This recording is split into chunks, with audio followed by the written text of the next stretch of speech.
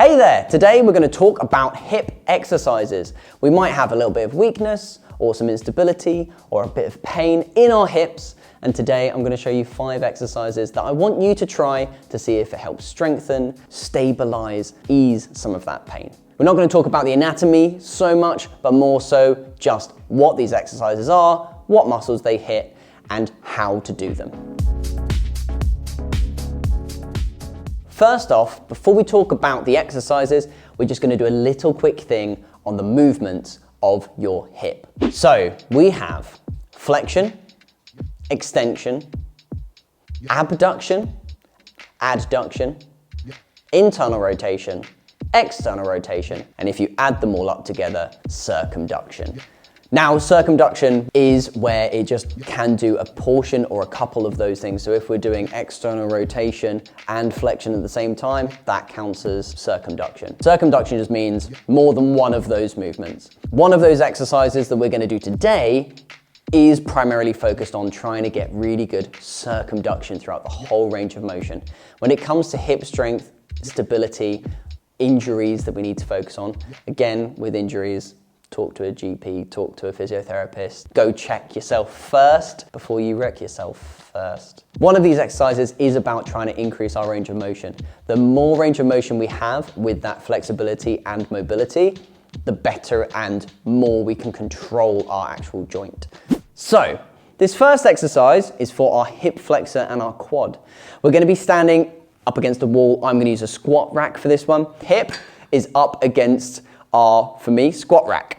I'm going to keep this leg nice and solid and still. So I'm going to focus on this leg right now. So I'm going to be lifting up my knee and kicking as straight as I can, and then relaxing that leg back down. That range of motion from here all the way up, high knee, to kicking leg straight, to coming back down, might be too much for us to start off with, but the more we can bring ourselves up to then straightening out our leg, the more it's going to train our quadriceps and our hip flexor that attaches up into our hip. So again, hip onto our squat rack or wall. We lift up our knee as high as we can. We extend with our leg. We control our leg back down. We relax back down. This one is our circumduction, big, crazy, weird one, where we're going to get all of those movements in. Whilst I talk about it, we're going to see each individual movement as we go. What we're going to do is we start again with our hip up against the squat rack or the wall.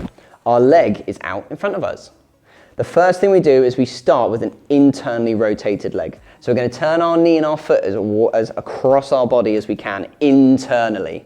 Then the first movement is external rotation. That's one part of our muscle, squeezing to bring our leg across us.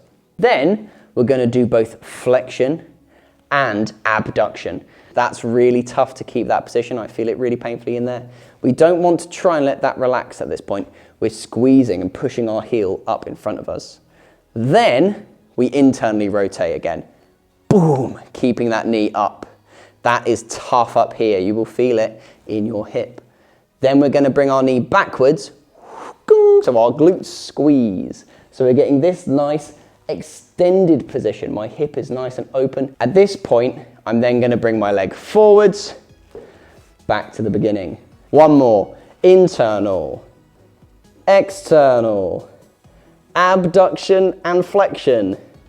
Internal, extension, back down. What I want you to try and find is the positions where it's the toughest for you and it's your end range of motion. Give that one a go. Next 3 are all on the floor, so we get to lie down. Hello and welcome to the ground. Grab yourself a mat and get your legs ready to do this other hip exercise. Now this one is very similar to our first one where we're doing our leg raises focusing on our hip flexor, but this one is exclusively on our hip flexor and also isn't going to rely on the other leg having to take all of your body weight. Very similar to when we were lifting knee up and then flexing forwards, but we've already done our flexing. We're going to lock our knee straight and pull our toes up towards us. I hope you like my boots today. And then what we're going to do with our leg nice and locked out, with our arms behind us, with chest tall, is lift our leg up as high as we can. Whilst we're doing this one, I want you to focus on your lower back. As I'm lifting my leg, I'm really focusing not to let this arch and round over because it's going to make it easier for me to get my leg really high. You should feel this a little bit in your knee, but predominantly up here in your hip. Enjoy this one, give it a go. Hello, still down on the ground with me. This next one is going to be training the side of our hip. So with this exercise, the only thing you need is an object. It might be a ball, which we're using right now, or a kettlebell, or some steps. But we're thinking about height to make it tough. So right now I've started it off quite far away from me. I'm on my side with my hip down on the ground. I'm on my elbow with my chest nice and up. So there's a space underneath me. And what we're going to do is we're going to lift our leg over to the other side and do taps. We're trying to avoid touching the ball whilst going up and over it. We don't want to be turning our leg to open it up, so opening up hips. We want to keep our hips square so the side of our leg is always up to the ceiling, to the sky. Coming backwards and forwards. To make this tougher for me, so I've got this ball that doesn't get higher to be able to get up there, we're going to bring the ball in closer. If I bring the ball in closer, it means my knee has to get higher up, which means my ankle has to get higher up to do these taps. Start with 10, then do 20, slowly build up. You can always speed it up to make it even tougher. Don't touch the floor each time, just graze the ground. Nice and fun, really tough to do. We've done this exercise before. It's really good for your hips, it's good for your glutes. We're gonna do some beautiful bridges bum activation. With the pressure of our heels into the ground, with our toes slightly lifted, we're gonna lift our hips up to the sky. I want us to have a nice core and focus on tensing with our lower back as we drive our hips up to the sky, squeezing our bum, and then bringing your hips back down. But focus on, so squeezing up to the sky, coming back down. If you want to make this tougher, add some weight onto your hips or put a band around your knees, focusing on squeezing your glutes in the top position and then relaxing your hips back down. I hope all of these exercises have done you well, that you've enjoyed them, that it's been fun.